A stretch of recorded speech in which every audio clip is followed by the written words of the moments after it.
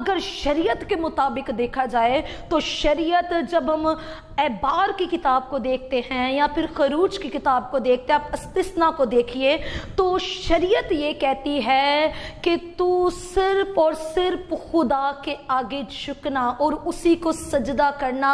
क्योंकि सिर्फ और सिर्फ सजदा खुदा ताला की ज़ात को वाजिब है, ना आसमान पर किसी और को और ना ही ज़मीन पर, ना ही ज़मीन के नीचे समुंदर में किसी चीज को, सिर्फ और सिर्फ तो खुदा ताला को सजदा करेगा। तो यानी कि इस शख्स का फेथ इस वक्त इस लेवल पर पहुंच चुका है जिसमें वो यीशु अल मसीहा के आगे झुक कर जमीन पर माथा टेक कर सजदा कर रहा है। यानी कि वो यीशु अल मसीहा को ना तो नबी समझ रहा था, ना ही पैगंबरान अंजील समझ रहा था और ना ही कोई और शख्स समझ रहा था, बल्कि वो यीशु अल मसीहा को कामिल खुदा मान चुका था। अब शख्स ऐसा हो जो माने उसे कामिल खुदा, और क्या मुमकिन है कि अगर कोई उसे कामिल खुदा मान ले, अपनी जुबान से उसका इकरार कर ले, तो क्या वो अपनी बीमारी के अंदर रह सकता है? बिल्कुल नहीं मेरे अजीजों।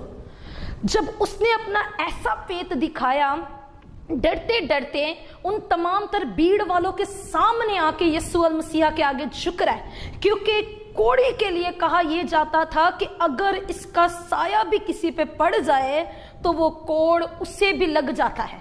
अब भीड़ ने पत्थर उठा लिए, जितनी वहां पे भीड़ थी सब ने हाथों में पत्थर उठा लिए। वो पत्थर ना सिर्फ उस कोड़ी के लिए बल्कि उन्होंने यीशु अल मसीहा के लिए भी उठा लिए, क्योंकि अब कोड़ वो समझते थे कि अगर इस बदन के अंदर मौजूद है और ये यीशु अल मसीहा के सामने खड़ा है तो ये कोड़ तो यीशु अल मसीहा को भी लग जाएगा। और उन्होंने इस गर्ज से पत्थर उठा लिए कि आज हम इन दोनों को संसार कर देंगे, आज इसी जगह पे हम यीशु को भी खत्म कर देंगे और इस कोड़ी को भी खत्म कर देंगे। लेकिन मेरे अजीजों, शाने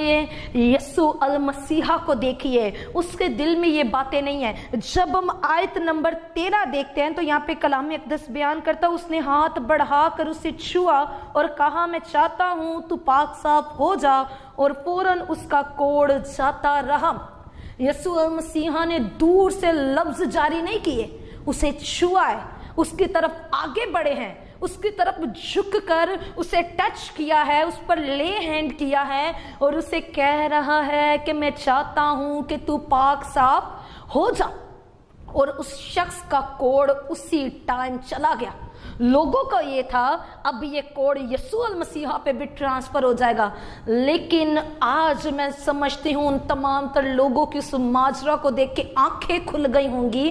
कि अगर वो अपनी ज़ात की स्टेटमेंट में ये कहता है कि खुदा का रूह मुझ पर है और उसने मुझे भेजा है कि मैं लोगों को आज़ाद करूं और उनके गुनाह माफ़ करूं, तो बेशक मेरे पास इख्तियार भी मौजूद है। यकीनन इस माजरे को देख के जो यहूदी लोग होंगे, जो पारसी होंगे या फिर यूनानी होंगे, जो उस वक्त फरीसी यीशु अल मसीहा के इर्द गिर्द घूम रहे थे, उनकी आंखें खुल गई होंगी कि वाकई इस शख्स के अंदर पावर मौजूद है। अगर ये स्टेटमेंट देता है तो यानी कि खुदा वाकई इसके साथ है, तभी तो खुदा ने इतना बड़ा काम इसके वसीला से कर दिया और इस कोड़ी का कोड़ उसी वक्त जाता रहा। ये कोड़ी बिल्कुल पाक साफ हो गया। अगर मेरे अजीजों वो कोड़ी उस वक्त अपनी आवाज बुलंद ना करता, अगर वो उस भीड़ से डर कर बैठ जाता किसी कोने में,